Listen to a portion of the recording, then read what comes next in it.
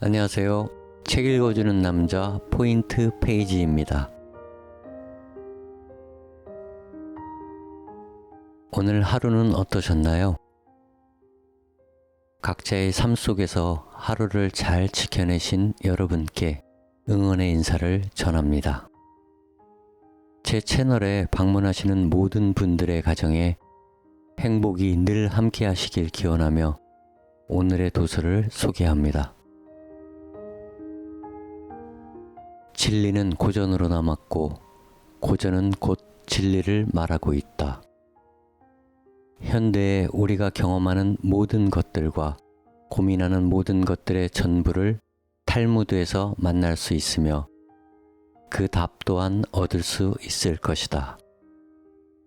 지난 수천 년 그리고 앞으로도 많은 이들의 인생 스승이며 교훈서로 남을 이 책은 바로 지금 우리가 읽고 씹어서 맛봐야 할 유일한 책이자 마음을 울리는 한 권의 인생 지침서가 될 것이다.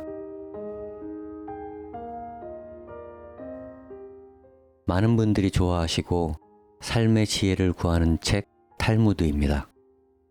스타북스 출판의 세상을 이기는 가장 위대한 지혜 탈무드 책은담을 요약해서 낭독하려고 합니다.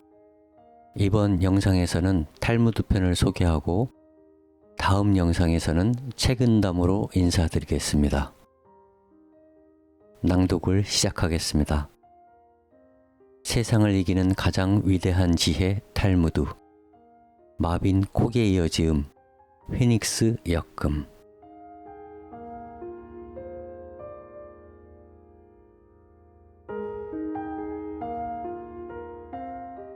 프롤로그 이 지구상에서 가장 위대한 민족은 유대인이다. 유대인들은 물질과 정신을 두루 갖추고 있다. 그들은 세계에서 가장 많은 재산을 가지고 있으며 또한 노벨상 수상자들을 가장 많이 배출하고 있다. 유대인이 이렇게 위대한 민족이 된 것은 탈무드를 손에서 놓지 않았기 때문이다. 탈무드가 위대한 이유는 그 내용이 우리의 누구라도 실천 가능한 지혜로 가득 채워져 있다는 것이다. 유대인의 속담에 인간이 세상을 살아가고 있는 한 누구에게도 빼앗기지 않는 것, 그것은 지식이다 라고 했다. 따라서 유대인들은 자식에게 탈무드가 말하는 지식과 지혜를 주는 것이야말로 진정한 부모의 역할이라 믿어 의심치 않고 그대로 따르고 있다. 그들은 이렇게 유대인식 교육법으로 자녀를 키우고 가르침으로써 어느 민족보다 뛰어날 수 있는 우수성을 잠재 능력 속에서 끄집어냈다고 할 수 있다. 탈무드는 원래 이집트에서 노예 상태로 신음하던 이스라엘 민족을 구출한 모세 오경인 토라의 바탕을 두고 있다. 그것은 유대민족이 후손들에게 삶의 지혜를 가르치고 유대민족의 전통을 전승하기 위해서 구전되던 교훈을 기록하고 정리한 책이다. 탈무드에서 시종일관 강조하고 있는 것은 배움에 대한 것이다. 아무것도 소유할 수 없었던 유대민족에게는 오직 지식과 지혜만이 유일한 생존 수단이었기에 그들은 배움을 신에 대한 찬양의 방법으로까지 여기면서 학문을 닦는 데 온 힘을 다해왔다. 이러한 교육에 대한 열의가 바탕이 되어 유대민족은 정치, 경제, 과학, 예술, 문학 등 거의 전 분야에서 세계사의 흐름에 영향을 줄 정도로 놀라운 업적을 남긴 많은 인물들을 배출하였고 그렇게 배출된 인물들은 인류에게 커다란 공헌을 하였다.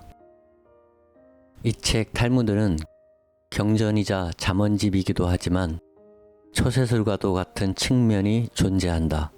이 책은 모든 사람들이 쉽게 접할 수 있도록 실제 사례와 함께 재미있는 우화도 실었다.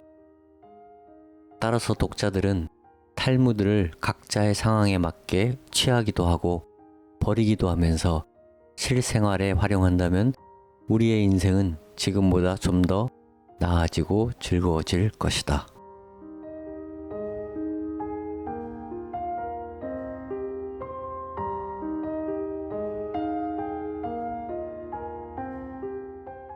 제1장 생각의 마술. 창의적인 사고를 이끌어내는 이야기를 통하여 우리에게도 흥미로울 만한 일화를 중심으로 탈무드의 지혜를 엮었다. 일화는 사고의 재료이다.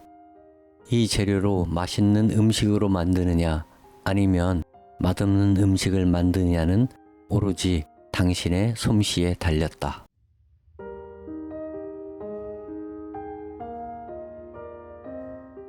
소재, 기적의 사과. 옛날 어느 임금에게 딸이 하나 있었다. 그 딸이 중병에 걸려 사경을 헤매게 되었다. 의사는 묘약을 쓰지 않는 한 살아날 가망이 없다고 진단했다. 그래서 임금은 자기 딸의 병을 고치는 사람에게 딸을 주고 다음 왕으로 삼겠다고 포고문을 써 붙였다. 한편 멀리 떨어진 시골에 삼형제가 살고 있었는데 어느 날 맏형이 마법의 망원경으로 그 포고문을 보고는 그 사정을 딱하게 생각하여 셋이서 어떻게 해서든 공주의 병을 고쳐주자고 상의했다. 삼형제 중 둘째는 마법의 양탄자를 가지고 있고 막내는 마법의 사과를 가지고 있었다. 양탄자는 먼 거리도 순식간에 갈 수 있었고 마법의 사과는 어떤 병이라도 고치는 영약이었다. 그래서 삼형제는 양탄자를 타고 왕궁에 도착하여 마법의 사과를 공주에게 먹이자 공주의 병은 거짓말처럼 나아버렸다. 모든 사람들은 뛸 듯이 기뻐했고 임금님은 곧 잔치를 열고 새로운 왕위 계승자를 발표하기로 했다. 그러자 맏형은 만일 내가 망원경으로 포고문을 보지 못했더라면 우리들은 여기에 올 수 없었어 라고 말했다. 그러자 둘째는 만일 내 양탄자가 아니었더라면 이렇게 먼 곳까지 어떻게 올 수 있었을까? 라고 말했고 막내는 만일 내 사과가 아니었다면 공주의 병은 고치지 못했을 거야 라고 말했다. 만일 당신이 그 임금이라면 이 세 사람 중 누구에게 공주를 주겠는가? 그 답은 사과를 가지고 있던 막내이다. 망원경을 가지고 있는 맏형은 망원경이 그대로 남아있고 양탄자를 가지고 있던 둘째도 양탄자가 그대로 남아 있었다. 그러나 사과를 가지고 있었던 막내는 사과를 공주에게 주어버렸기 때문에 아무것도 남아있지 않았다. 그는 공주를 위하여 모든 것을 주었던 것이다. 탈무드에 의하면 무엇을 해줄 때에는 자신이 가지고 있는 모든 것을 아낌없이 주는 것이 가장 중요하다고 말하고 있다. 소재, 세 자매. 스라에 딸만 셋을 둔 아버지가 있었다. 세 딸은 모두 미인이었다. 그러나 딸들에게는 모두 결점 한 가지씩을 가지고 있었다. 하나는 게으르고 하나는 도벽이 있고 다른 하나는 입이 거칠었다. 그런데 아들 삼형제를 가진 어느 부자가 그의 세 딸을 며느리로 맞이하겠다고 청했다. 딸들의 아버지가 자기 딸들에게는 저마다 결점이 있다고 말했는데 시아버지가 될 사람이 그것은 자신이 책임을 지고 주의시켜 나가겠다고 대답했다. 그리하여 세 딸들은 삼형제에게 각각 시집을 가게 되었다. 새 며느리를 맞이한 시아버지는 게으른 며느리를 위해서 많은 하녀들을 고용했다. 도벽이 있는 며느리에게는 큰 창고의 열쇠를 내어주어 자기가 원하는 것은 무엇이든지 가지라고 했다. 험담하기를 좋아하는 며느리에게는 매일 아침마다 오늘은 또 누구 헐뜯을 사람이 없느냐고 물었다. 어느 날 친정아버지가 딸들의 결혼 생활이 궁금하여 살펴보러 갔다. 큰딸은 마음대로 게으름을 피울 수 있어서 행복하다고 말했다. 둘째 딸은 갖고 싶은 것은 언제든지 가질 수 있어 행복하다고 했다. 그러나 셋째 딸은 시아버지가 자기에게 남녀관계를 추궁하여 괴롭힌다고 말했다. 그러나 친정아버지는 셋째 딸의 말은 믿지 않았다. 왜 그랬을까? 그 딸은 시아버지까지도 헐뜯고 있었기 때문이다.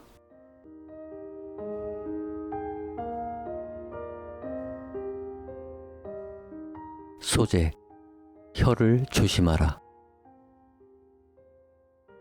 혀에 대한 첫 번째 이야기. 상인이 거리를 돌아다니면서 큰 소리로 외쳤다. 인생의 비결을 살 사람 없습니까? 그러자 인생의 비결을 사기 위해 순식간에 많은 사람들이 모여들었다.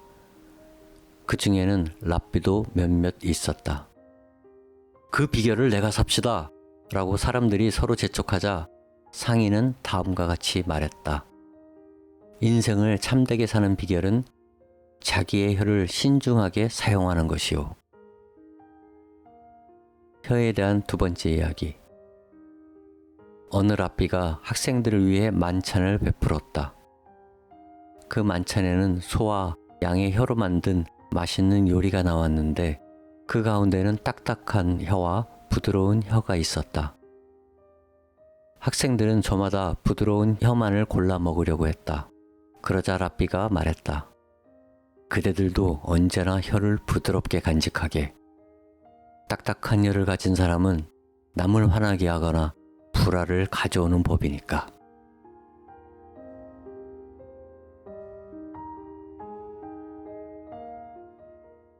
혀에 대한 세 번째 이야기. 랍비가 어느 날 하인에게 시장에서 맛있는 것을 사오라고 심부름을 시켰다. 그러자 하인은 혀를 사가지고 왔다. 며칠 후 랍비는 다시 그 하인에게 오늘은 좀 싼 것을 사오라고 시켰다. 이번에도 하인은 또 혀를 사왔다. 그러자 랍비는 요전에는 맛있는 것을 사오라고 하니까 혀를 사오더니 오늘 싼 것을 사오라고 했는데 또 혀를 사오니 어떻게 된 것이냐? 하고 물었다. 그러자 그 하인이 대답했다.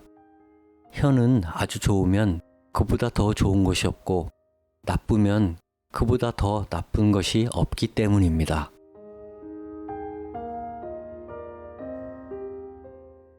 소재, 어떤 유서.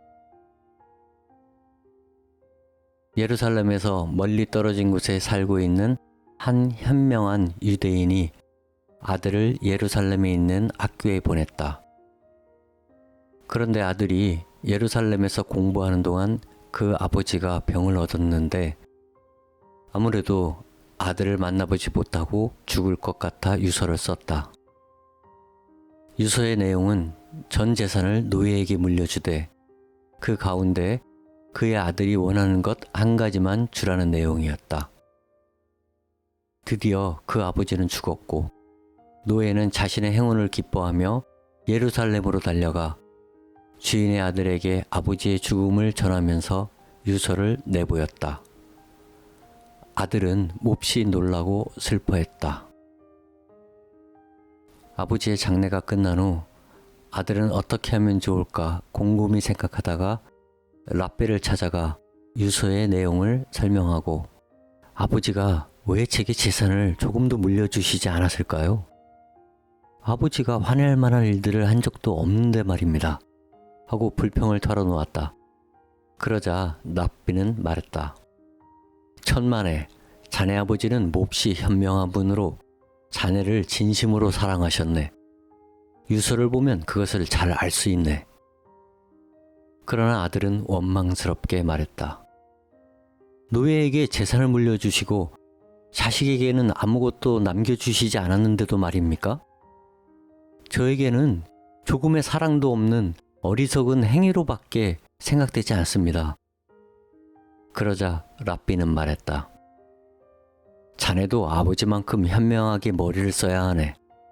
자네 아버지가 진심으로 무엇을 바라고 계셨는지 생각해 본다면 자네에게 훌륭한 유산을 남겨주셨다는 것을 알 수 있을 걸세. 랍비는 그 아들에게 이렇게 말했다.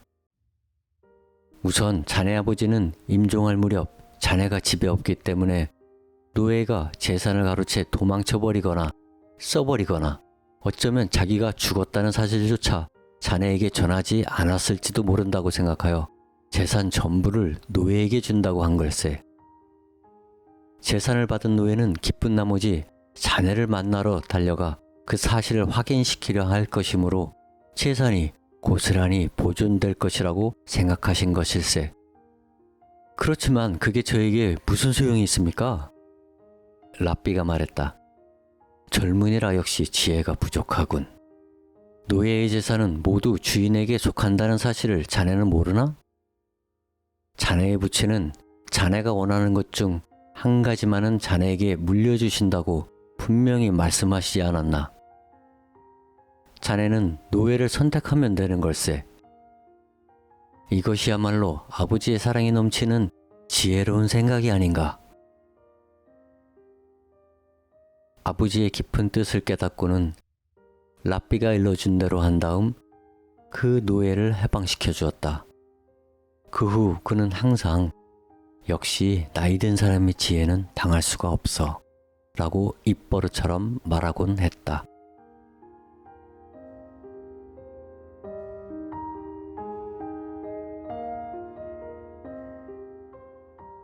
소재, 포도밭. 여우 한 마리가 포도밭 주위를 돌며 그 안으로 들어가려고 골똘히 생각을 하고 있었다. 궁리를 거듭한 여우는 사흘을 굶어 몸을 홀쭉하게 한 다음 가까스로 울타리 틈을 뚫고 들어갈 수 있었다. 여우는 맛있는 포도를 마음껏 먹었다. 그러나 막상 다시 나오려고 하니 배가 불러 빠져나올 수가 없었다. 그래서 여우는 다시 사흘을 굶어 몸을 홀쭉하게 한 다음에야 간신히 빠져나올 수 있었다. 여우는 중얼거렸다. 결국 배가 고프기는 들어갈 때나 나올 때나 마찬가지구나. 인생도 이와 마찬가지이다. 인간은 누구나 알몸으로 태어났다가 죽을 때 역시 알몸으로 돌아갈 수밖에 없다. 사람은 죽으면 세 가지를 이 세상에 남기게 된다. 가족과 부귀와 선행이다. 그러나 선행 이외의 것은 그리 대단한 것이 못 된다.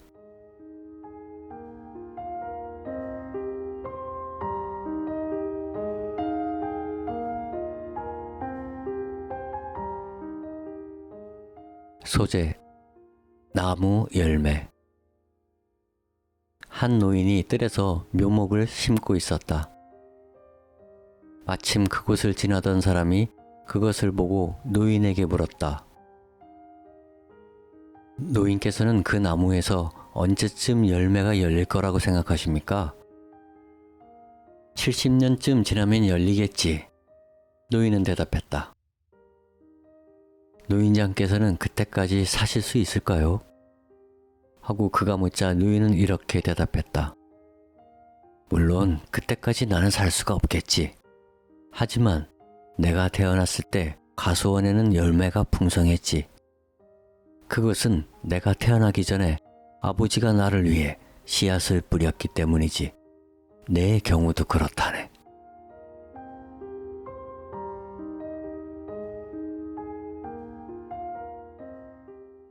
소재, 소경의 등불. 캄캄한 밤길을 한 사나이가 걸어가고 있었다. 그런데 맞은편에서 한 소경이 등불을 들고 걸어오고 있었다. 사나이가 소경에게 물었다. 당신은 앞을 보지 못하는데 왜 등불이 필요합니까? 내가 이 등불을 들고 걸어가면 등불 때문에 눈뜬 사람들이 내가 걸어가고 있다는 것을 알 수 있습니다.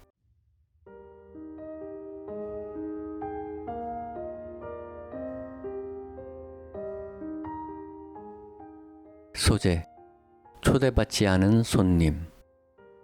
한 랍비가 이렇게 말했다. 내일 아침에 6사람이 모여서 이 문제를 해결하도록 합시다. 그런데 다음날 아침 7사람이 모였다. 부르지 않은 한 사람이 끼어 있었던 것이다. 랍비는 그 7번째 사람이 누구인지 가려낼 수가 없었다. 그래서 랍비는 여기에 나올 이유가 없는 사람은 당장 돌아가시오 라고 말했다. 그러자 그들 중에서 누가 생각해도 틀림없이 그 자리에 있어야 할 사람이 일어나서 나갔다. 왜 그랬을까? 그는 모인 사람 중에서 부름을 받지 않았는데 잘못 알고 나온 사람에게 굴욕감을 주지 않기 위해서 자진해서 나갔던 것이다.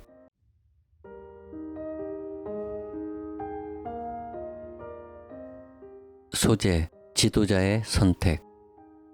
한 마리의 뱀이 있었다. 뱀의 꼬리는 언제나 머리가 가는 대로 따라다닐 수밖에 없는 운명이다. 드디어 어느 날 꼬리가 불만을 터뜨려 머리에게 말했다. 왜 나는 언제나 내 꽁무니만 무조건 따라다녀야 하고 언제나 내가 마음대로 나를 끌고 다니는 거지?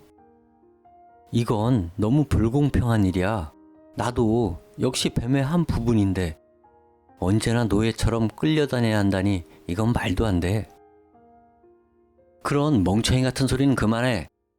너에게는 앞을 살피거나 분간할 눈도 없고 위험을 분간할 귀도 없고 행동을 결정할 뇌도 없지 않니? 난 결코 나 자신을 위해서 그렇게 하는 게 아니야. 언제나 널 생각해서 데리고 다니는 거야. 꼬리가 큰 소리로 웃으며 말했다. 그런 소리라면 지금까지 실컷 들어왔어. 세상에 어떤 독재자나 폭군도 모두 자기를 따르는 자들을 위해서 일한다는 구실로 제 멋대로 행동하고 있는 거야. 그러자 머리는 할 수 없이 이렇게 말했다. 내가 정 그렇게 말한다면 내가 하는 일을 내가 한번 맡아서 해보렴? 그러자 꼬리는 몹시 기뻐하며 앞에 나서서 먼저 움직이기 시작했다. 그러나 얼마 못 가서 뱀은 도랑으로 떨어지고 말았다. 그러자 머리가 온갖 고생을 다한 끝에 겨우 도랑에서 기어 올라올 수가 있었다. 그리고는 얼마쯤 더 가다가 꼬리는 가시덤불 속으로 들어가고 말았다. 꼬리가 가시덤불 속에서 빠져나오려고 애를 쓰면 쓸수록 가시에 점점 더 찔러 어떻게 할 도리가 없었다. 이번에도 머리의 도움으로 뱀은 상처투성이가 되어 가까스로 가시덤불 속에서 빠져나왔다. 꼬리가 다시 앞장서서 나가다가 이번에는 불 속으로 들어가 버리고 말았다. 시간이 갈수록 몸은 뜨거워져 뱀은 두려움 속에 사로잡혔다. 다급해진 머리가 필사적으로 구출하려 했지만 때는 이미 늦었다. 몸은 불타고 머리도 함께 죽었다. 머리는 결국 맹목적인 꼬리 때문에 죽어버린 것이다. 그러므로 지도자를 선택할 때는 언제나 머리를 선택해야 한다. 꼬리와 같은 자를 선택해서는 절대로 안 된다는 사실을 알아야 한다.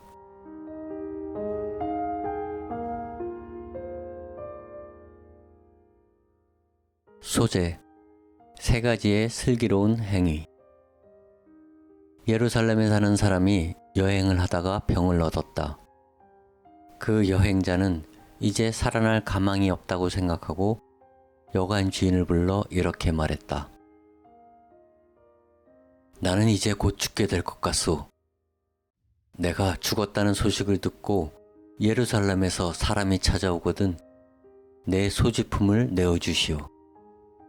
그러나 그가 슬기로운 행위 3가지를 하지 못하면 내 소지품을 절대로 내어주지 마시오. 나는 여행을 떠나기 전에 내 아들에게 만일 내가 여행 중에 죽어 내 유산을 상속받기 위해서는 3가지의 슬기로운 행위를 하지 않으면 안 된다고 말해두었기 때문이요. 그는 죽고 유대의 의식에 따라 매장되었다. 동시에 마을 사람들에게 그 나그네의 죽음을 알리고 예루살렘으로 부음을 전하러 사람을 보냈다. 예루살렘에 있는 아들은 이 소식을 전해 듣고 아버지가 임종한 마을로 찾아갔다. 그는 아버지가 죽은 여간을 모르고 있었다. 그것은 아버지가 자신이 죽은 거처를 알리지 말라고 한 유언에 따라 제 스스로 그것을 찾을 수밖에 없었다. 마침 나무 장사가 뗄나무를 지고 그의 곁을 지나가고 있었다. 아들은 나무 장사를 불러 세워 뗄나무를 산 다음 그 나무를 예루살렘에서 온 여행자가 임종한 여관으로 가자고 말하고 그 사람의 뒤를 따라갔다. 여관 주인이 자기는 나무를 산 일이 없다고 말하자 나무 장사는 이렇게 말했다. 아닙니다. 지금 내 뒤를 따라오는 사람이 이 나무를 사서 이리로 가져다 주라고 한 것입니다. 이것이 첫 번째의 슬기로운 행위였다. 주인은 그 아들을 기꺼이 맞아들인 다음 저녁 식사를 차려냈다. 식탁에는 5마리의 비둘기 요리와 1마리의 닭 요리가 나왔다. 그 아들 말고도 여관 주인, 그의 아내, 2 아들과 2 딸을 포함하여 모두 7명의 식탁에 앉았다. 주인이 말했다. 자, 그러면 이제 음식을 모두에게 분배해 주시오. 하고 그 아들에게 말하자 그 아들은 아닙니다. 이건 주인장께서 나누어 주시지요. 그러자 주인은 다시 말했다. 아닙니다. 당신이 손님이니 당신 좋을 대로 하시오. 이리하여 그 아들은 음식을 나누어 주기 시작했다. 우선 비둘기 1마리를 2 아들에게 주고 또 1마리는 2 딸, 그리고 또 1마리는 주인 내외에게 준 다음 나머지 2마리를 자기 몫으로 놓았다. 그것은 그의 2번째 슬기로운 행위였다. 주인은 이것을 보고 몹시 못마땅한 표정이었지만 입을 다물고 있었다. 이번에는 닭을 나누어 주기 시작했다. 먼저 머리를 부부에게 주었다. 2 아들에게는 다리를 주었다. 2 딸에게는 날개를 주었다. 남은 몸통은 자기 몫으로 했다. 이것은 그의 3번째 슬기로운 행위였다. 드디어 주인은 화가 나서 소리쳤다. 당신네 고향에서는 어떻게 합니까? 당신의 고향에서는 이렇게 합니까? 당신이 비둘기를 나누어 줄 때는 참고 있었지만 닭을 나누어 주는 것을 보니 더 이상 참을 수가 없구려. 도대체 이게 무슨 뜻이오? 그러자 그 아들이 말했다. 저는 처음부터 음식을 나누는 일을 막고 싶지 않았습니다. 그러나 주인께서 간곡히 부탁하시기에 최선을 다해서 나눈 것뿐입니다. 이제 그 까닭을 이야기하겠습니다.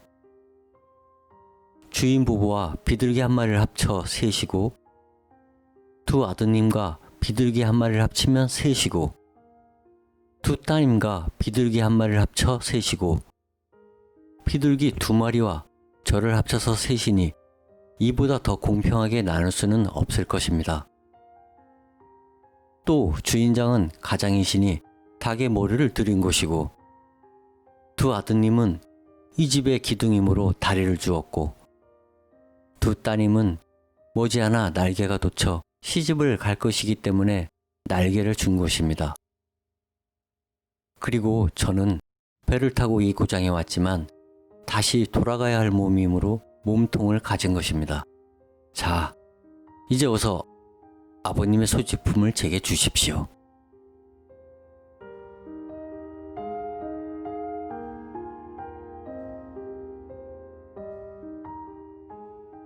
소재: 진정한 부. 이 이야기는 어느 배 위에서 있었던 일이다. 배에 탄 승객들은 모두 큰 부자들이었고 그들과 함께 랍비 한 사람이 타고 있었다. 부자들은 서로 자기들의 재산을 비교하며 자랑하고 있었다. 그러자 랍비는 이렇게 말했다.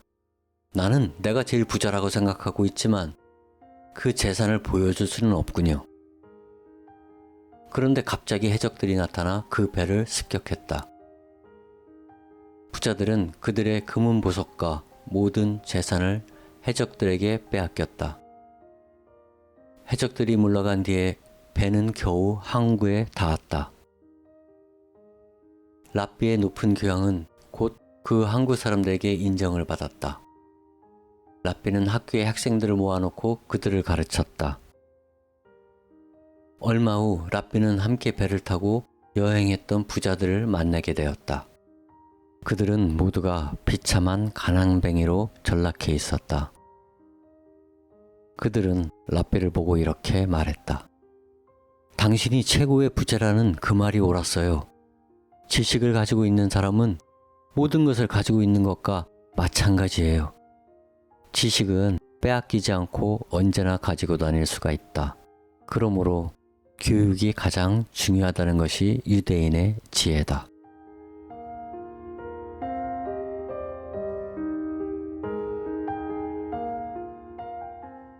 소재, 술의 기원.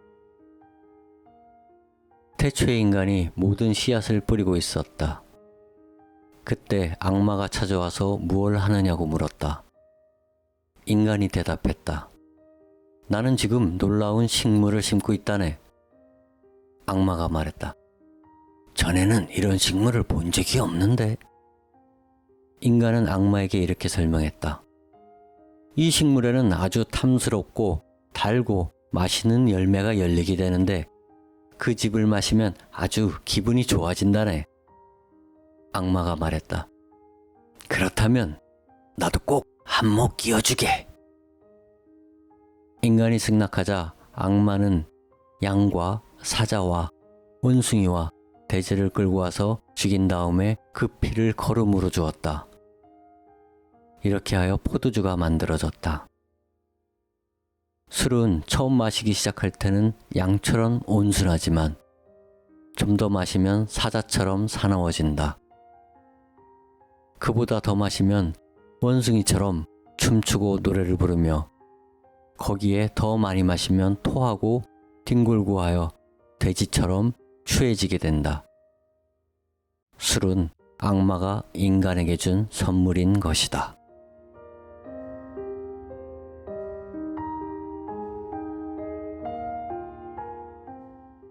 소재, 2시간의 길이.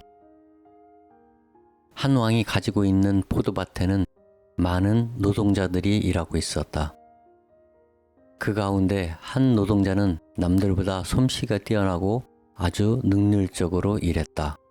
어느 날 왕이 이 포도밭을 방문하여 그 빼어나게 일 잘하는 노동자와 함께 거닐었다. 유대인의 전통에 따르면 그날의 노임은 그날의 동전으로 지불된다. 그래서 하루의 일이 끝나자 노동자들은 줄을 지어 노임을 받아가려고 했다.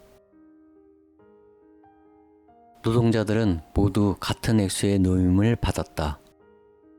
그런데 앞서 그 일 잘하는 노동자가 노임을 받자 다른 노동자들이 화를 내며 왕에게 항의했다. 이 사람은 2시간밖에 일하지 않고 나머지 시간은 임금님과 함께 산책만 했습니다. 그런데도 그가 우리와 똑같은 노임을 받는다는 것은 말도 안 됩니다. 그러자 왕은 이렇게 말했다. 너희들이 하루 걸려서 한 일보다 더 많은 일을 이 사람은 2시간 동안 해냈다. 이를테면 오늘 28세의 나이에 죽은 랍비가 있다고 치자. 이 랍비는 다른 사람이 100년을 살면서 한 것보다 더 큰 일을 했다고 할 수 있다. 요컨대 사람은 몇 해 동안을 살았느냐가 중요한 것이 아니라 얼마만큼 업적을 쌓았느냐 하는 것이 훨씬 중요하다고 할 수 있다.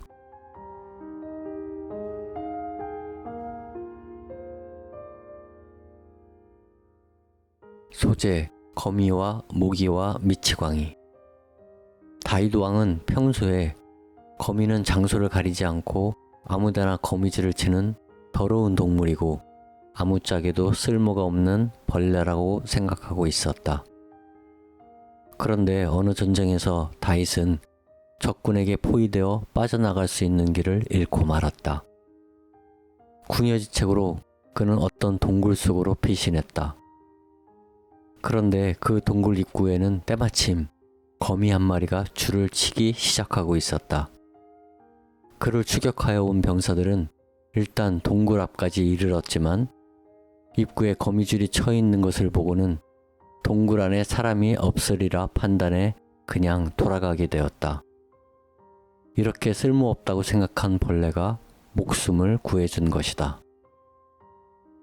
또 언젠가는 다윗왕이 적의 장군 침실에 침입하여 칼을 훔쳐온 다음 이튿날 아침 이 사실을 적장에게 알려 나는 그대의 칼을 가져왔을 정도이니 그대를 언제라도 죽일 수가 있다 라고 하며 그를 굴복시키려는 계략을 꾸몄다. 그러나 어느 날 밤 간신히 적의 장군 침실에 잠입하지만 칼이 그 장군의 발밑에 들어가 있어 해낼 수가 없었다. 다윗왕은 포기하고 돌아가려고 했다. 그런데 바로 그때였다.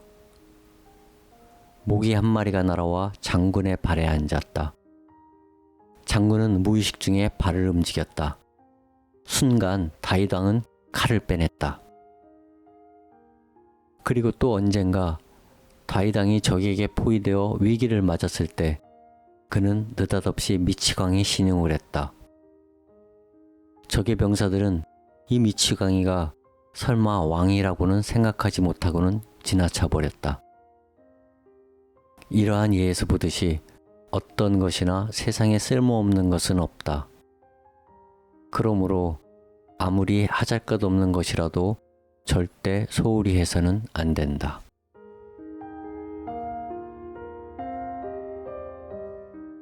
소재, 육체와 정신.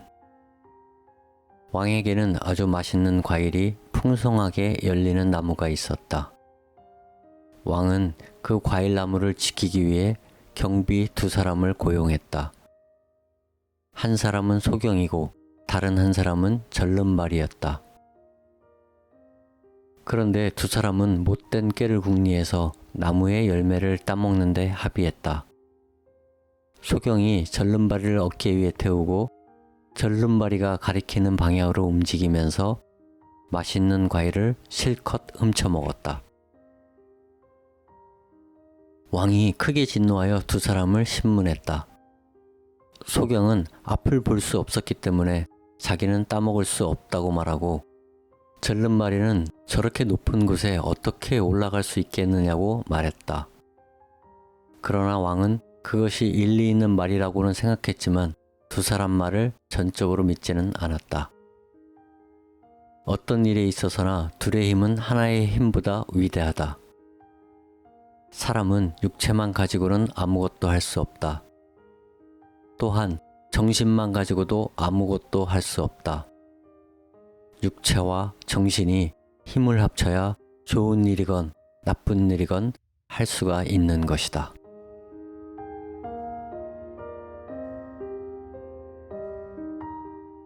소재, 희망. 라삐아 아기파가 여행을 하고 있었다. 당나귀와 개가 그의 동행이었고 조그만 램프를 가지고 있었다. 날이 저물어 어두워지자 아기파는 한 채의 헛간을 발견하고 거기서 자기로 했다. 그러나 잠을 자기에는 아직 이른 때였기 때문에 그는 램프에 불을 붙이고서 책을 읽기 시작했다. 그런데 갑자기 바람이 불어 램프불이 꺼져버렸다. 그래서 그는 할 수 없이 잠을 자기로 했다. 그가 자는 동안 여우가 와서 그의 개를 죽이고 사자가 와서 그의 당나귀를 죽여버렸다. 아침이 되자 그는 램프만을 가지고 홀로 길을 떠났다. 마을에 도착해보니 사람의 흔적은 전혀 없었다. 그는 전날 밤 도둑대가 이 마을에 쳐들어와 집을 파괴하고 마을 사람들을 모두 죽였다는 것을 알게 되었다. 만일 램프불이 바람에 꺼지지 않았더라면 그도 도둑들에게 발견되었을 것이다. 그리고 만일 개가 살아 있었더라면 개가 지저되어 도둑들이 몰려왔을 것이다. 당나귀도 살아 있었더라면 소란을 피웠을 것이 분명했다. 결국 그는 이 모든 것을 잃어버린 덕분으로 자신은 살아남을 수 있었다. 그래서 라삐 아기파는 깨달았다. 사람은 최악의 상태에서도 희망을 잃지 말아야 한다. 세상을 살다 보면 나쁜 일이 좋은 일로 바뀌는 수도 있다는 사실을 믿어야 한다.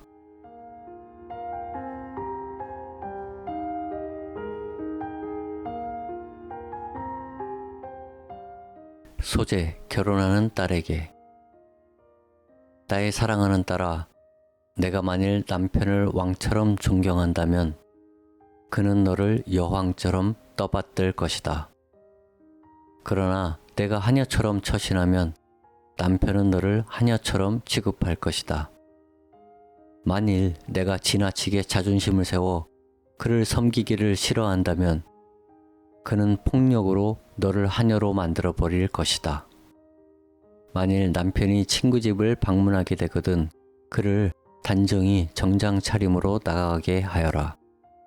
만일 남편의 친구가 내 집에 놀러 오거든 할 수 있는 한 정성을 다해 대접하라. 그렇게 하면 남편이 너를 소중히 생각해 줄 것이다. 항상 가정에 마음을 쓰고 남편의 소지품을 소중히 다루어라. 그렇게 하면 그가 내 머리 위에 관을 씌워줄 것이다.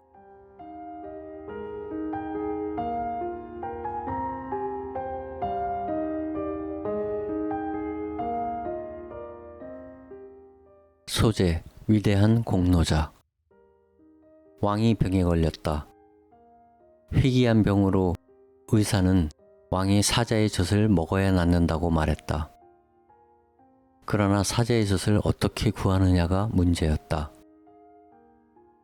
머리가 뛰어난 한 사나이가 사자들이 서식하는 굴에 다가가서 새끼 사자 한 마리를 어미 사자에게 주었다. 열흘쯤 되자 그 사나이와 어미 사자는 꽤 친숙해졌다. 그래서 사자의 젖을 조금 짜낼 수가 있었다. 돌아오는 도중 그는 자기 몸의 각 부분이 서로 다투고 있는 백일몽을 꾸었다. 그것은 신체 중에서 어느 부분이 가장 중요한가 하는 말다툼이었다. 발은 자기가 아니었다면 사자굴이 있는 데까지 찾아가지 못했을 거라고 말하고, 눈은 자기가 아니었다면 볼 수가 없어서 그곳까지 가지 못했을 거라고 주장하고, 심장은 내가 없었다면 여기까지 올 수가 없었다고 제각기 주장했다. 그런데 혀가 느닷없이 말했다. 말을 할 수가 없다면 너희는 아무 쓸모도 없을 거야. 그러자 신체의 각 부분이 일제히 나서서 나무랐다. 뼈도 없고 전혀 쓸모도 없는 주제에 건방지게 나서지 말라. 혀는 입을 다물고 말았다. 그러던 중 그 사나이가 궁궐에 도착할 무렵 혀가 말했다. 도대체 누가 가장 중요한지 내가 보여주마. 왕은 그 사나이에게 물었다. 이것이 무슨 젖이냐? 그 사나이가 갑자기 외쳤다. 개젖이옵니다. 앞에서 혀를 꾸짖었던 신체의 각 부분들은 혀가 얼마나 강력한 존재인지 깨닫고 그에게 사과했다. 그러자 혀는 말했다. 아니옵니다. 제가 잘못 말씀드린 것입니다. 이것은 순수한 사자의 젖이옵니다. 이 이야기는 중요한 부분일수록 자제력을 잃으면 엉뚱한 잘못을 저지르게 된다는 것을 일깨워주고 있다.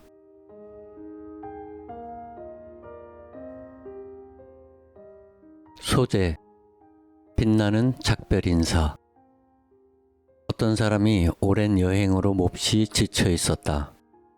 그 사람은 사막을 오랫동안 헤매다가 간신히 나무가 있는 곳에 이르렀는데 그 나무에는 열매가 풍성히 열려 있었다.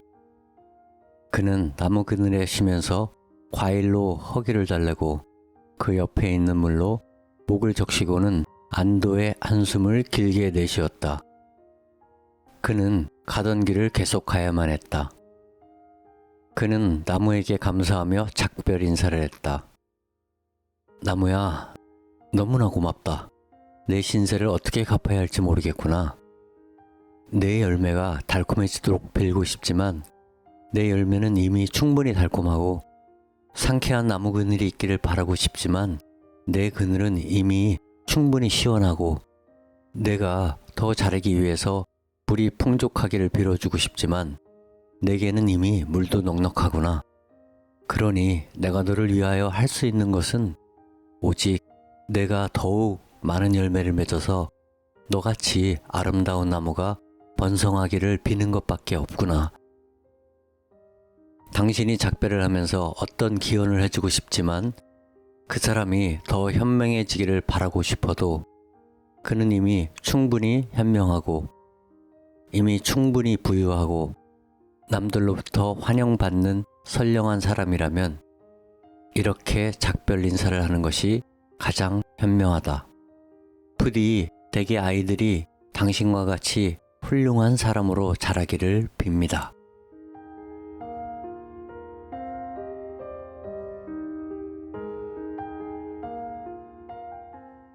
제2장 지혜의 창고. 탈무드는 보석과 같은 지혜로 가득 채운 보물 창고이기도 하다. 오랜 세월에 걸쳐 이야기로서 전해내려온 유대인의 슬기가 응집된 것이다. 여기서는 탈무드에서 가장 기본이 되는 것들을 소개하고자 한다. 독자들이 사색을 더 깊게 해주는 영양분이 될 것이다.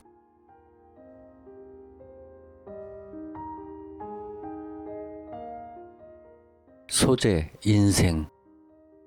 인간은 환경에 따라 명예가 높아지는 것이 아니라 인간이 그 환경에서 명예를 높이는 것이다. 인류에게는 오직 한 조상밖에 가지고 있지 않다. 따라서 어느 한 인간이 다른 한 인간보다 우위에 있을 수 없다. 만일 그대가 어떤 사람을 죽였다면 온 인류를 죽인 것과 같다. 또 어떤 사람의 목숨을 건져주었다면 온 인류를 구한 것과 같다. 세계는 한 사람의 인간에 의해 시작되었으므로 그 최초의 인간을 죽였다면 오늘날 인류는 존재하지 않았을 것이기 때문이다. 요령이 좋은 사람과 현명한 사람과는 이런 차이가 있다. 요령이 좋은 사람이란 현명한 사람이 절대로 빠져나가지 못할 공경도 잘 헤쳐나가는 사람이다. 어떤 사람은 젊었음에도 불구하고 늙었고 어떤 사람은 늙었음에도 불구하고 젊다. 자기의 결점에 온통 마음을 쓰는 사람의 눈에는 다른 사람의 결점은 보이지 않는다. 음식을 놀이개로 취급하는 사람은 배고픈 자가 아니다. 모렴치와 자부심은 형제간이다. 하루를 공부하지 않으면 그것을 만회하는 데 이틀이 걸리고 이틀을 공부하지 않으면 그것을 만회하는 데 나흘이 걸리고 1년을 공부하지 않으면 그것을 만회하는 데는 2년이 걸린다. 사람됨이 변변치 않은 자는 이웃 사람의 수입에 신경을 쓰면서 자신의 낭비는 마음에 두지 않는다. 눈이 보이지 않는 것보다도 마음이 보이지 않는 것이 더 무서운 일이다. 만나는 사람 모두에게서 무엇인가를 배울 수 있는 사람이 이 세상에서 가장 슬기로운 사람이다. 강한 사람이란 자신을 스스로 억제할 수 있는 사람이다. 강한 사람이란 적을 친구로 바꿀 수 있는 사람이다. 넉넉한 사람이란 자기가 가진 것에 만족할 줄 아는 사람이다. 사람을 칭찬할 줄 아는 사람이야말로 진정으로 칭찬받아야 할 사람이다. 진실은 무겁다. 그러므로 젊은이만이 그것을 옮겨 놓을 수가 있다.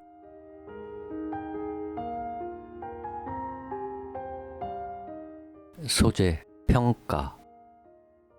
현명한 사람이 되는 7가지 조건. 1. 자신보다 더 현명한 사람이 있을 때는 침묵을 지킨다. 2.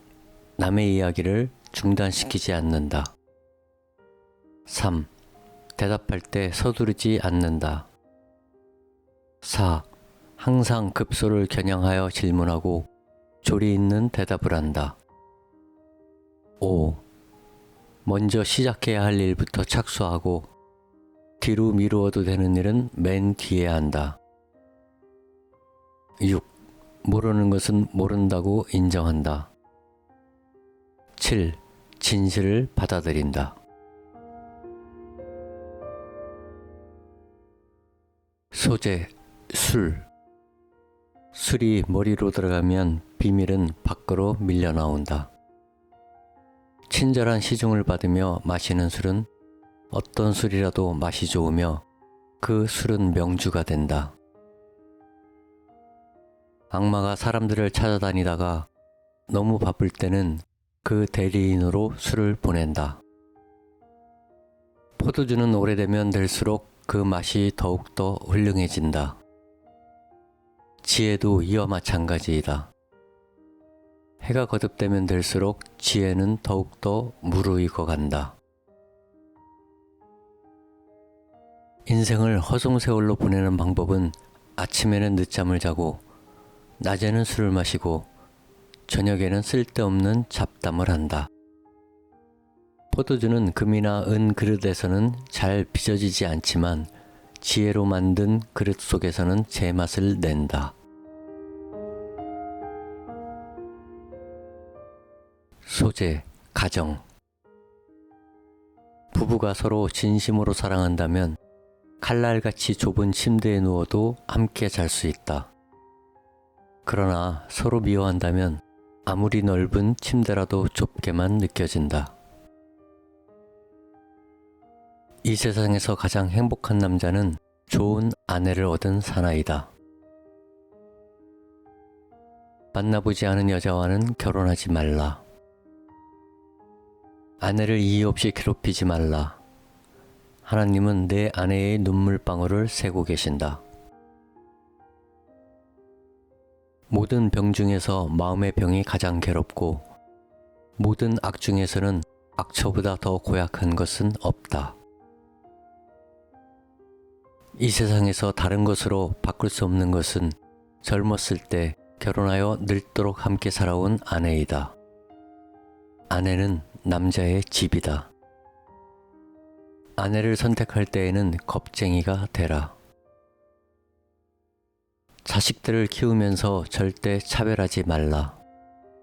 자식을 꾸짖을 때에는 따끔하게 꾸짖되 계속해서 꾸짖음을 반복하지 말라. 자식이 어릴 때는 엄격하게 나무라고 장성하면 나무라지 말라. 어린아이는 엄하게 가르치되 겁을 먹지 않도록 해야 한다. 자식은 부모의 말과 행동을 따라한다. 사람의 성격은 그의 말과 행동함으로써 알 수가 있기 때문에 자식에게 약속한 것은 반드시 지켜야 한다. 약속을 지키지 않으면 자식에게 거짓말을 가르치는 것이 된다. 가정에서 부도덕한 행동을 하는 것은 마치 과일에 벌레가 생긴 것과 같다. 미처 깨닫지 못하는 사이에 그것은 번져간다.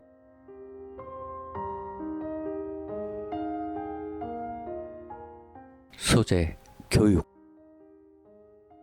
지식이 얕으면 곧 잃게 된다. 기억을 증진시키는 가장 좋은 약은 감탄하는 것이다. 학교가 없는 고장에서는 사람이 살 수 없다. 고양이에게서는 겸손을 배우고 개미에게서는 정직함을 배울 수 있다. 비둘기로부터는 절개를 배울 수 있으며 수탉으로부터는 재산의 권리를 배울 수 있다. 어린이에게 가르친다는 것은 백지에 무엇을 쓰는 것과 같다.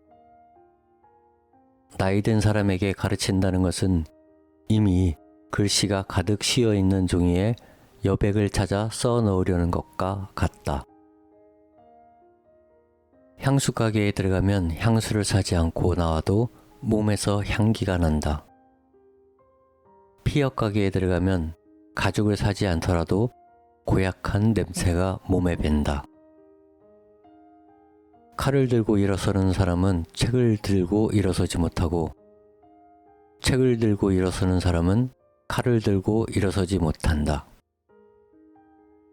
자기 자신을 아는 것이 가장 큰 슬기로움이다.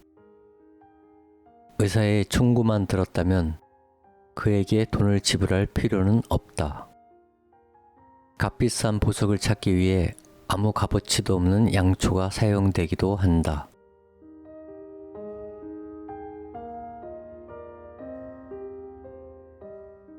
소재, 악. 이 세상에는 올바른 일만 하는 사람은 없다. 반드시 악한 일도 하고 있다. 악의 충동은 처음에는 매우 달콤하다. 그러나 그것이 끝날 때는 매우 쓰다. 인간 내부에 있는 악에 대한 충동은 13살 때부터 차츰 선에 대한 충동보다 커진다. 죄악은 태아 때부터 인간의 마음에 싹트서 인간이 성장함에 따라 차츰 강해진다. 악에 대한 충동은 구리와 같아서 불로 녹이면 어떤 모양으로도 만들 수가 있다. 인간에게 악에 대한 충동이 없다면 집도 짓지 않고, 아내도 얻지 않고, 아이도 낳지 않고, 일도 하지 않을 것이다. 악에 대한 충동에 사로잡히거든 그것을 쫓아내기 위해서 무엇인가를 배우기 시작하라. 다른 사람들보다 뛰어난 사람은 악에 대한 충동도 그만큼 강하다. 죄는 미워하되 그 인간은 미워하지 말라. 죄는 처음에는 여자처럼 나약하지만 날이 갈수록 남자처럼 강해진다. 죄는 처음에는 거미줄처럼 가냘프다. 그러나 마지막에는 배를 잇는 밧줄처럼 강해진다. 죄는 처음에는 손님이다. 그러나 내버려두면 주인을 내쫓고 주인이 된다.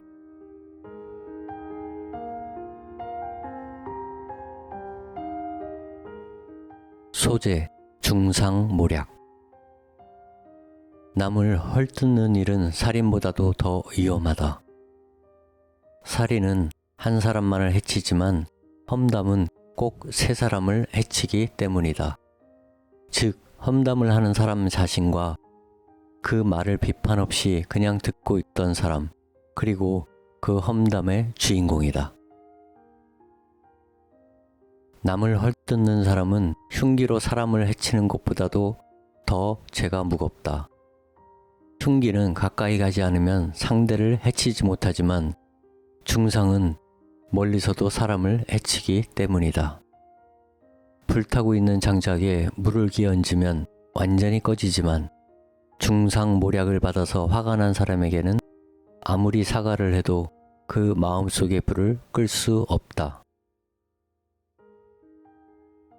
아무리 마음이 착하더라도 입이 험한 사람은 마치 훌륭한 궁전 옆에 있는 악취가 심한 가죽 공장과 같다. 사람에게 입은 하나지만 귀는 둘이 있다. 이것은 말하기보다는 듣기를 2배 더 하라는 뜻이다. 손가락이 자유롭게 움직인다는 것은 남의 험담을 듣지 않기 위해서이다. 험담이 들려오거든 재빨리 손가락으로 귀를 막아라. 물고기는 언제나 입으로 낚인다. 마찬가지로 사람도 언제나 입 때문에 걸려든다.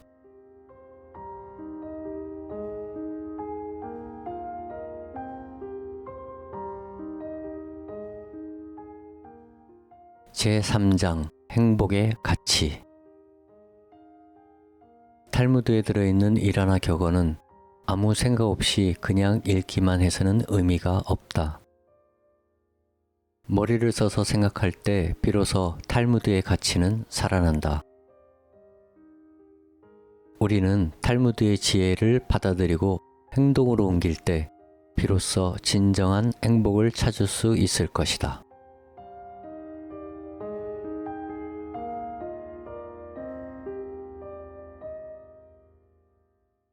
소재, 죽음. 화물을 가득 실은 배 두 척이 떠 있다. 한 척은 막 출항하려 하고 다른 한 척은 막 입항하려는 중이다. 대개의 경우 사람들은 배가 출항할 때 성대하게 배웅하지만 들어올 때에는 별로 영접하지 않는다. 탈무드에 의하면 이것은 어리석은 풍습이라 하지 않을 수 없다. 떠나가는 배의 미래는 알 수 없다. 거센 파도를 만나 난파할지 모른다. 그것을 왜 성대하게 배웅하는 것일까? 오랜 항해를 마치고 배가 무사히 들어올 때야말로 기쁘게 맞이해야 할 때인 것이다. 그 배야말로 주어진 임무를 무사히 완수했기 때문이다. 인생에 있어서도 마찬가지이다. 아이가 태어났을 때에는 모든 사람들이 축복을 해준다. 갓난아이는 배가 출항하는 것과 같다. 그의 장래는 예측할 수 없다. 병으로 일찍 죽을지도 모르고 살인범이 될지도 모른다. 그러나 사람이 인생의 여정을 끝내고 영원히 잠이 들었을 때야말로 모든 사람이 축복해 주어야 할 것이다. 그가 지금까지 살아오며 무엇을 했는가가 분명해졌기 때문이다.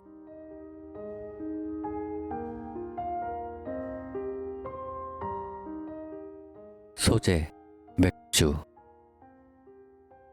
탈무드에서는 하인이나 노예도 주인과 똑같은 음식을 먹어야 한다고 기록되어 있다. 주인이 방석에 앉으면 하인에게도 똑같은 방석을 주어야 한다. 잘난 사람이라 할지라도 윗자리에 앉아서는 안 된다. 내가 이스라엘에 갔을 때 전선의 부대장으로부터 초대되어 식사를 함께 한 일이 있었다. 사병이 맥주를 날라왔다. 그러자 사령관이 사병에게 물었다. 사병들도 마시는가? 오늘은 맥주가 적게 남아 여기에 내놓은 것 뿐입니다. 라고 사병이 말하자 사령관은 이렇게 말했다. 그렇다면 오늘은 마시지 않기로 하지. 이것은 유대인의 전통적인 사고방식이다.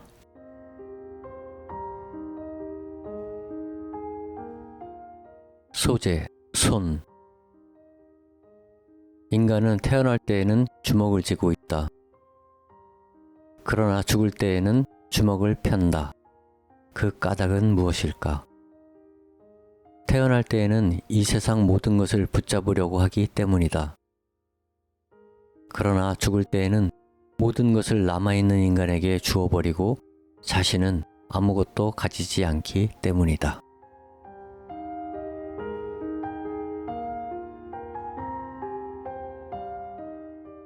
제4장 삶의 항해술. 탈무드의 사고방식을 가지게 된 사람은 실제로 탈무드에 의해서 무슨 일이든 결정하고 행동한다. 여기서는 일상생활에서 발생하는 난처하고 고통스러운 물음들과 인간이 자연과 동물과의 수많은 관계 속에서 어떻게 서로 사랑하고 평화를 유지하는가에 대한 삶의 방법들을 소개한다.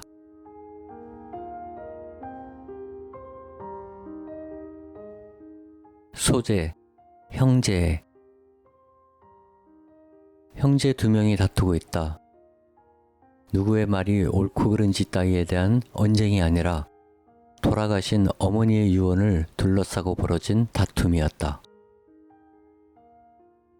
유언에 대한 형과 동생의 해석은 서로 일리가 있는 것이었다. 이들 두 형제는 어릴 때부터 전쟁 중인 독일, 러시아, 시베리아, 만주 등으로 떠들며 어려움을 함께 나눈 처지이므로 여느 형제들보다는 아주 사이가 좋았다. 그러나 어머니의 유언 때문에 서로 비난하고 반복했기 때문에 형은 동생을 잃고 동생은 형을 잃어버릴 정도가 되었다. 두 사람은 서로 말도 하지 않고 같은 방에서도 서로 얼굴조차 마주치지도 않게 되었다. 어느 날 그들이 각각 내게 찾아왔다. 형은 동생을 잃게 된 것을, 동생은 형을 잃게 된 것을 서로 슬퍼했다. 둘은 서로가 다툴 생각은 없었다고 호소했다. 나는 어느 날 아메리칸 클럽에서 강연을 하게 되었다. 그래서 클럽에 부탁하여 그 두 형제를 서로 모르게 파티에 초대하여 달라고 했다. 여느 때 같으면 두 사람은 서로 얼굴을 대하면 등을 돌리고 헤어졌겠지만 이번만은 초대자의 체면 때문에 난처해져 그 자리에 동석하게 되었다. 인사를 끝낸 다음 나는 다음과 같은 탈무드의 이야기를 시작했다. 옛날 이스라엘에 두 형제가 살고 있었습니다. 형은 결혼하여 아내와 자녀가 있었고 동생은 아직 독신이었습니다. 두 사람 모두 농부였는데 아버지가 돌아가시면서 남긴 재산을 분배하여 가졌습니다. 사과와 옥수수를 수확하여 서로 똑같이 나누어 저마다의 창고에 보관했습니다. 형은 아내와 자식이 있어 여러 가지로 어려울 것이므로 내 몫을 좀 나누어 드려야 되겠다고 생각한 동생은 밤중에 형의 창고로 상당한 양을 옮겨 놓았습니다. 한편 형은 자신은 자식이 있으므로 늙어서도 걱정이 없지만 동생은 혼자이니 노후를 위해서 저축이 있어야 할 것이라고 생각해서 역시 옥수수와 사과를 아우의 창고에 갖다 놓았습니다. 다음 날 아침 형제가 각각 창고에 가보니까 옥수수와 사과의 양이 거의 어제의 분량과 똑같은 것이 아닌가. 그와 같은 일은 다음 날도 또 그 이튿날도 똑같이 사흘이나 계속되었습니다. 사흘이 지난 다음 날 밤에 형과 동생은 서로의 창고로 옥수수와 사과를 가지고 가던 길에 마주치고 말았다. 거기에서 두 형제는 서로 얼마나 생각하고 사랑하는가를 알게 되었습니다. 형과 동생은 옥수수와 사과를 그 자리에 팽개치고 서로 부둥켜 안고 눈물을 흘렸습니다. 이 두 형제가 부둥켜 안고 울었다고 전해지는 장소는 오늘날에도 예루살렘에서 소중한 곳으로 보존되고 있습니다. 나는 이 강연에서 가족끼리의 애정이 얼마나 소중한 것인지를 강조했다.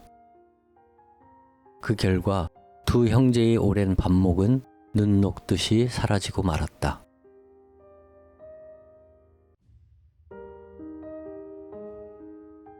소재, 개와 우유. 어떤 집에서 개를 기르고 있었다. 그 개는 그 집 가족들과 오랫동안 함께 살았고 가족들은 그 개를 매우 귀여워했다. 그 중에서도 그 집의 어린 아들이 그 개를 유난히 귀여워했다. 아들은 잠을 잘 때에도 개를 자기 침대 곁에 데리고 잤다. 그러던 어느 날 그 개가 죽고 말았다. 그 아이의 아버지는 개뿐만 아니라 동물은 언젠가는 모두 죽게 마련이니까 어쩔 수 없는 일이라고 말했다. 그러나 아들은 형제처럼 지내던 개를 잃고 너무나 상심하며 그 개를 자기 집 뒤뜰에 묻어주자고 말했다. 그 개의 시체를 아무 곳에나 갖다 버린다는 것은 참을 수 없었던 것이다. 그러나 아버지는 뒤뜰에 개를 묻는 것에 반대했다. 그래서 가족들 사이에 큰 논쟁이 벌어졌다. 마침내 그 아버지가 나에게 상담을 요청해 왔다. 유대인의 전통에는 개를 매장하는 어떤 의식이 있느냐는 질문이었다. 이 이야기를 처음 전화로 들었을 때 나는 당황했다. 지금까지 갖가지 질문을 받아왔지만 개에 관한 것은 처음이었다. 그러나 나는 먼저 깊은 슬픔에 빠져있는 그 아들의 상황을 생각했다. 어쨌든 찾아가겠노라고 대답했다. 랍비는 그런 상담을 전화로 말하는 것보다 본인을 직접 만나서 이야기해 주는 것이 하나의 관례이다. 그 집에 가기 전에 나는 탈무드에 개에 관한 경우가 있는지를 찾아볼 수밖에 없었다. 그런데 마침 다음과 같은 일화가 나와 있었다. 집안에 우유가 있었다. 그런데 뱀이 그 우유 속 안으로 기어 들어가고 말았다. 옛날 이스라엘의 농가에는 뱀이 흔한 동물이었지만 우유 병 안으로 기어 들어간 그 뱀은 공교롭게도 독사였다. 따라서 뱀의 독이 우유 속에 퍼졌다. 그 집의 개만이 그것을 알고 있었다.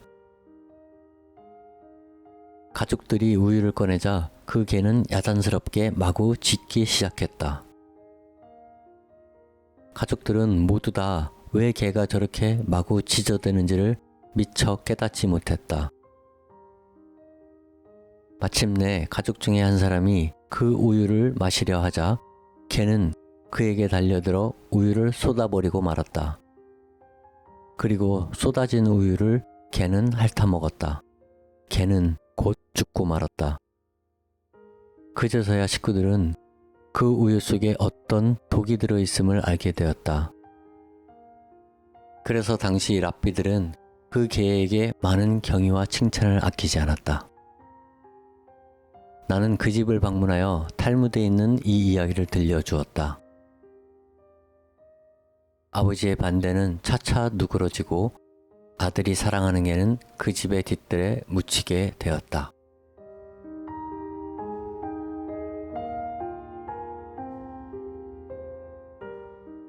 소재: 당나귀와 다이아몬드. 동경에 살고 있는 한 유대인 여인이 백화점에 가서 물건을 구입했다. 집에 들어와서 물건 포장을 열어보니 자기가 사지 않은 물건이 들어있었다. 그것은 매우 값비싼 반지였다. 그 여자가 산 물건은 양복과 외투였는데 어떻게 된 일인지 반지가 들어있었던 것이다. 그 여인은 넉넉지 못한 살림을 꾸려가며 아들과 함께 근근히 살고 있었기 때문에 어린 아들에게 그 이야기를 하고 두 사람은 상담을 위해서 나를 찾아왔다. 나는 그들에게 탈무드에 나오는 이야기를 들려주었다. 한 랍비가 나무꾼으로 생계를 유지하고 있었다. 그는 늘 산에서 마을까지 나무를 나르고 있었다.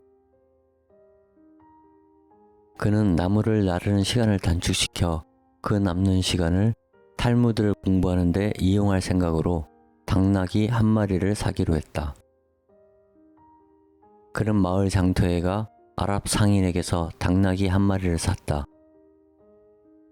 그의 제자들은 이제 랍비가 당나귀를 샀기 때문에 빨리 다닐 수 있다면서 기뻐하며 그 당나귀를 냇가로 끌고 가서 씻어주기 시작했다. 그런데 당나귀 목이 갈기에서 커다란 다이아몬드 한 개가 떨어졌다. 제자들은 이제 자기들의 선생이 가난한 나무꾼 생활을 하지 않아도 되고 자신들과 탈무드를 공부할 시간이 더 많아졌다고 기뻐했다. 그러나 랍비는 당장 마을로 돌아가 당나귀를 판 상인에게 그 다이아몬드를 돌려주라고 명령했다. 제자들이 말했다. 선생님, 이것은 선생님께서 사신 당나귀가 아닙니까? 랍비가 말했다. 나는 당나귀를 샀지. 다이아몬드를 사지는 않았다. 내가 산 물건을 갖는 것이 옳다. 랍비는 아랍인 상인에게 찾아가서 다이아몬드를 돌려주었다. 그러자 그 상인이 말했다. 당신은 그 당나귀를 구입했고 다이아몬드는 그 당나귀에 붙어 있었던 것이오. 그러니 굳이 돌려줄 필요가 있을까요? 랍비가 대답했다. 유대인의 전통에는 산 물건만을 가져야 하오. 그러므로 이것은 당신에게 돌려주는 것이 타당하오. 그러자 그 아랍인 상인은 말했다. 선생님의 하나님은 훌륭한 신이시군요. 이 이야기를 듣고 난 그 어머니는 그 자리에서 물건을 돌려주러 가야겠다고 말했다. 그런데 무엇이라고 말해야 하는지를 다시 물었다. 나는 이렇게 대답했다. 그 반지는 백화점 소유인지 그 여종업원의 소유인지는 모르겠지만 만일 왜 돌려주느냐고 묻거든 내가 유대인이기 때문이라고 말하십시오. 그리고 당신의 아들을 꼭 데려가십시오. 당신의 아들은 자기의 어머니가 정직한 사람이라는 것을 평생 기억할 것입니다.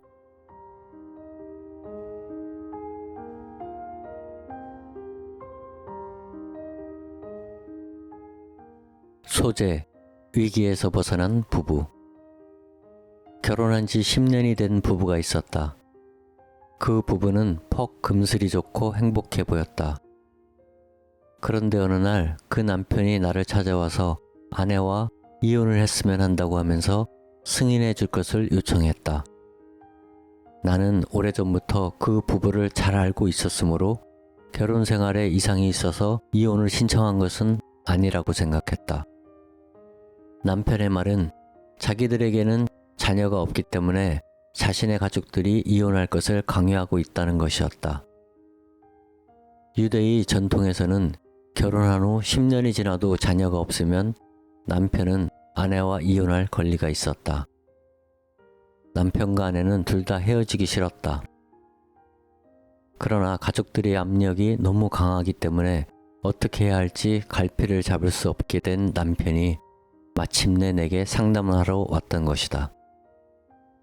그는 사랑하는 아내와 이혼하더라도 아내가 수치심을 느끼지 않도록 될 수 있는 한 평온하게 헤어지기를 바라고 있었다.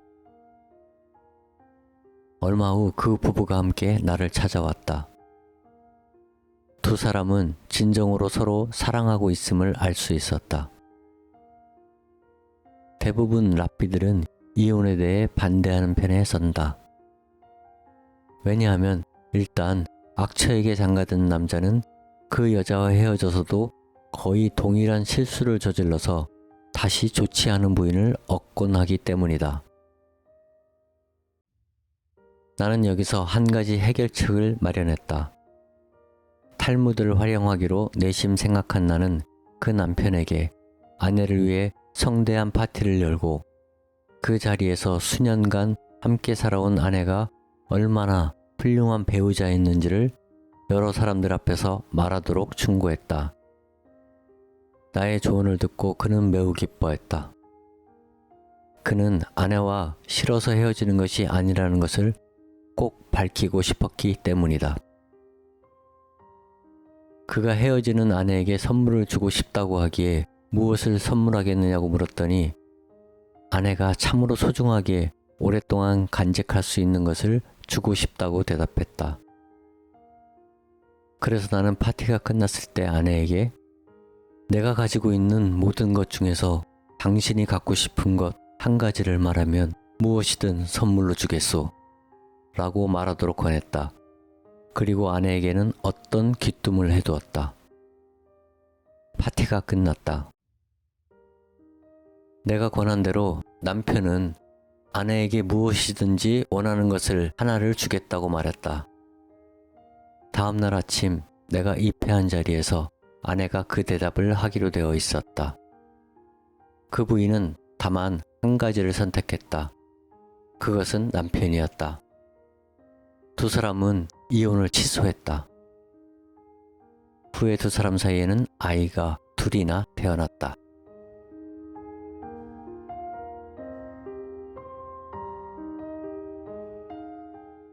소재, 부부 싸움. 미군이 주둔하고 있는 곳에는 군목으로서 랍비가 있다. 그들은 대부분이 학교를 갓 졸업한 젊은이들이다.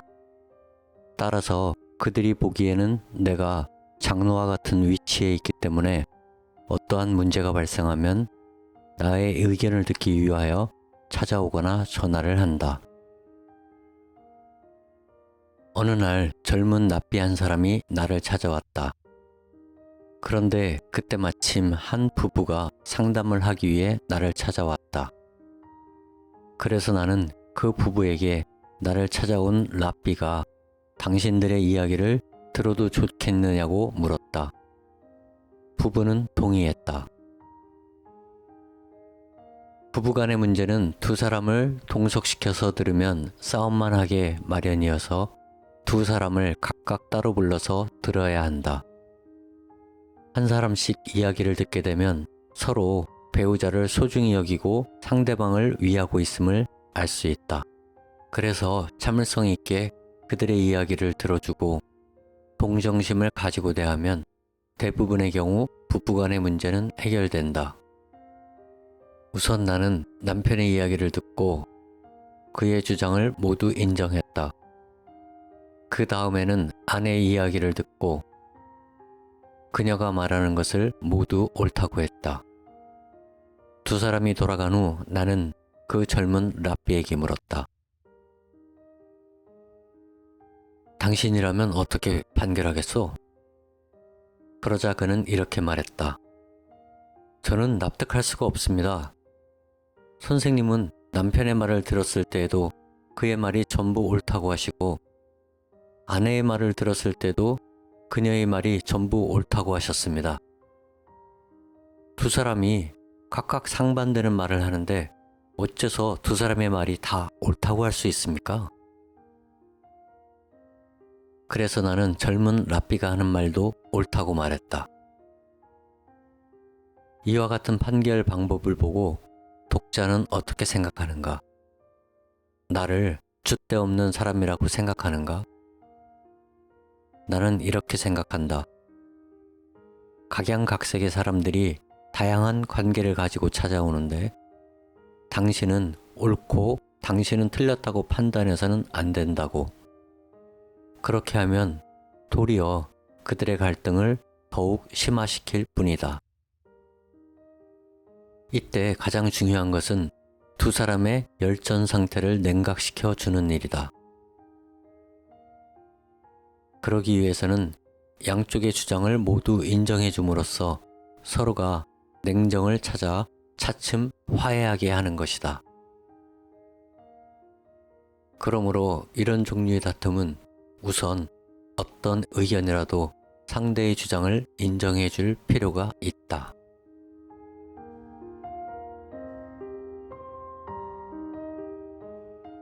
소재, 진실과 거짓. 많은 사람들이 여러 문제로 나를 찾아와서 판단해 줄 것을 부탁한다. 문제들은 100만 건도 넘지만 같은 것은 전혀 없다. 단 하나 공통적인 것은 그가 거짓말을 하고 있는지 아니면 거짓말이라는 사실을 자신도 모르면서 거짓말을 하고 있는지를 가려내야 하는 점이다. 그러나 무엇이 참이고 무엇이 거짓인지를 가려낸다는 것은 대단히 어려운 일이다. 탈무드에서는 여기에 관해 두 가지의 판별 방법을 알려주고 있다. 솔로몬 왕은 매우 현명하기로 유명했다. 그런데 어느 날 두 여인이 갓난 아기를 데리고 와서 서로가 자기의 아기라고 다투면서 솔로몬 왕에게 판결해 줄 것을 청원했다.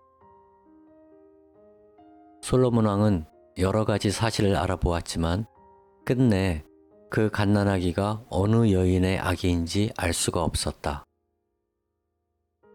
유대인의 경우 소유물이 어느 쪽에 속하는지 알 수 없을 때에는 공평하게 나누는 것이 관례였다. 그래서 솔로몬 왕은 그 갓난아기를 칼로 두동강으로 자르라고 명령했다.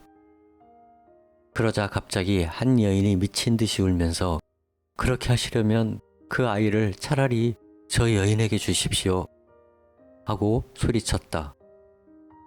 그러자 이윽고 솔로몬 왕이 판결했다. 그대야말로 이 아기의 진짜 어머니이다. 그 아기를 이 여인에게 주어라. 어떤 부부에게 아들이 둘 있었다. 그런데 그중 한 아이는 아내가 다른 남자와 부정한 관계를 맺어서 낳은 아이였다. 어느 날 남편은 아내가 다른 사람에게 두 아이 중 한 아이는 다른 남자의 아이라고 말하는 것을 들었던 것이다. 그러나 남편은 그 아이가 누구인지 구별하지 못했다. 그 후 남편은 중병에 걸렸다. 그는 자신이 죽을 것이라고 예측하고 자기의 혈통을 받은 아이에게 전 재산을 상속시킨다는 유서를 썼다. 이윽고 그는 죽고 말았다. 유서는 랍비에게 넘겨졌다. 랍비는 남편의 핏줄을 타고난 아이를 가려내야 했다. 랍비는 두 아들을 불렀다. 그리고 아버지의 무덤에 가서 몽둥이로 힘껏 무덤을 치라고 말했다. 그러자 한 아이가 울면서 말했다. 저는 도저히 아버지의 무덤을 욕보이는 짓은 못하겠습니다. 그러자 랍비는 무덤을 참아 욕보일 수 없다고 울면서 말한 아들이 진짜임을 알 수 있었다.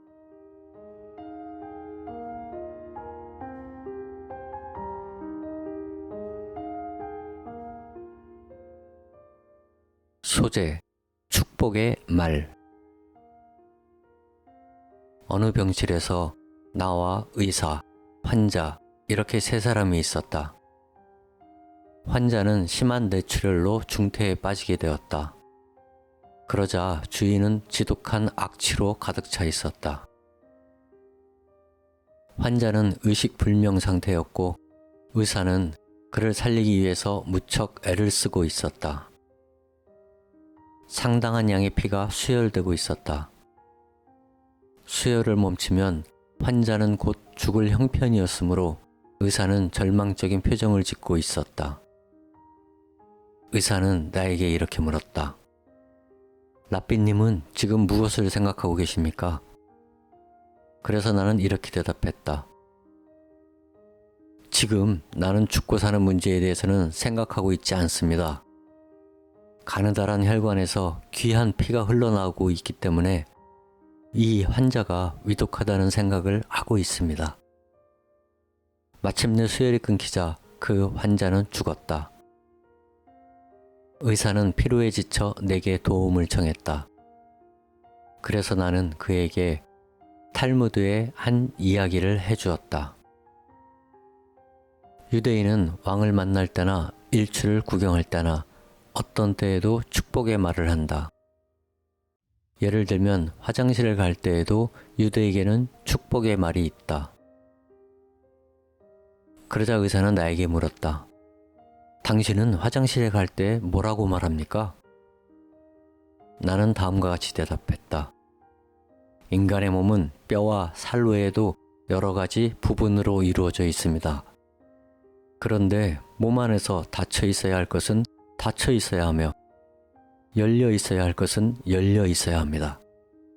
이것이 거꾸로 되면 곤란하기 때문에 나는 화장실에 갈 때면 언제나 열려야 할 것은 열어주시고 닫혀야 할 것은 닫아주옵소서라고 말하고 있습니다. 그러자 그 의사는 이렇게 말했다. 그 기도문은 회부하게 정통한 사람의 말과 같군요. 그는 나를 바라보며 빙긋이 웃었다.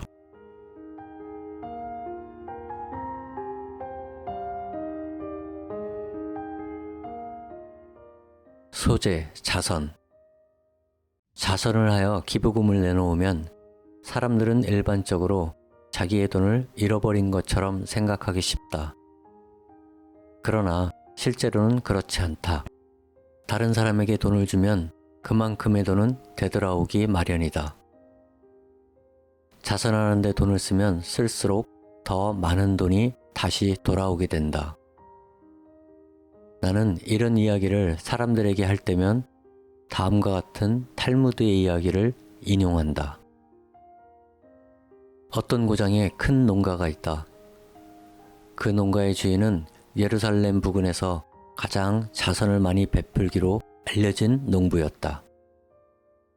해마다 랍비들이 찾아오면 그는 아낌없이 자선을 베풀었다. 그는 커다란 농장을 경영하고 있었는데 어느 해인가 폭풍으로 가수원은 쑥밭이 되고 말았다. 게다가 전염병마저 돌아 기르던 가축들이 전부 죽었다. 이것을 안 채권자들은 그에게로 몰려가서 그의 재산을 모두 압류해버렸다. 그에게는 작은 농토만이 남겨졌다.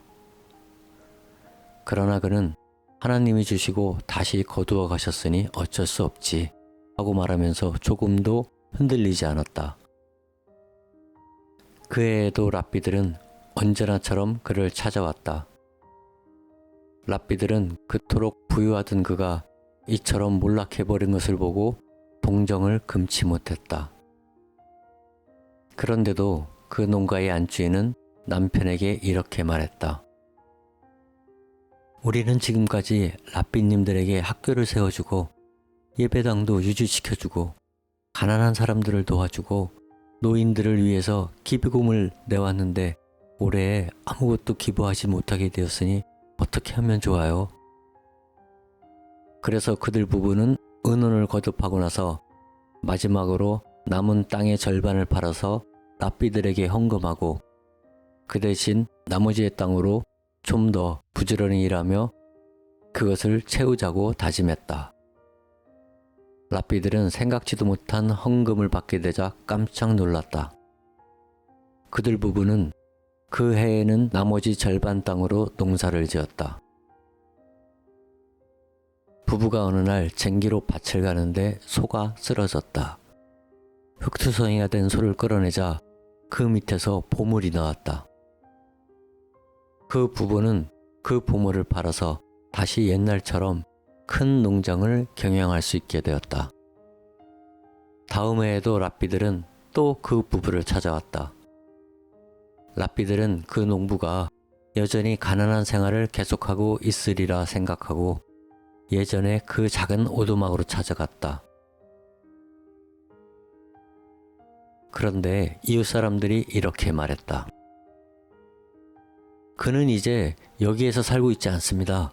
저쪽에 큰 집에서 살고 있습니다. 랍비들은 그 집으로 찾아갔다. 농장의 주인인 그 농부는 지난 한 해 동안 그에게 일어난 일을 랍비에게 들려주면서 이렇게 말했다. 자선을 아낌없이 베풀면 반드시 되돌아온다. 나는 헌금을 거둘 때마다 이 이야기를 수없이 되풀이하고 있다. 그 결과는 언제나 성공이다.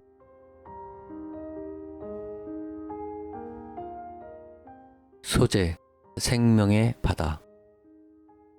유대인들은 전 세계 어느 민족보다도 자선을 중요시하는 민족이다.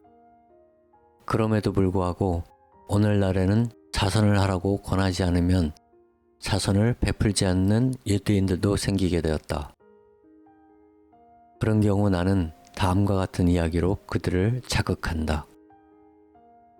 이스라엘의 요단강 근처에는 두 개의 커다란 호수가 있다. 너무도 큰 호수여서 모든 사람들은 바다라고 부른다. 하나는 사해, 즉 죽어있는 바다요. 다른 하나는 생해, 즉 살아있는 바다이다. 사해에는 밖에서 물이 들어오지만 아무데로도 나가지 않는다. 그런데 생해에는 물이 다른 곳에서 들어오기도 하고 다른 곳으로 빠져나가기도 한다. 자선을 베풀지 않는 것은 사회와 같다. 돈이 들어오기만 하고 나가지 않는다. 자선을 베푸는 사람은 생애와 같다. 돈은 들어오기도 하고 나가기도 한다. 우리의 인생은 생애, 즉 살아있는 바다가 되어야만 한다.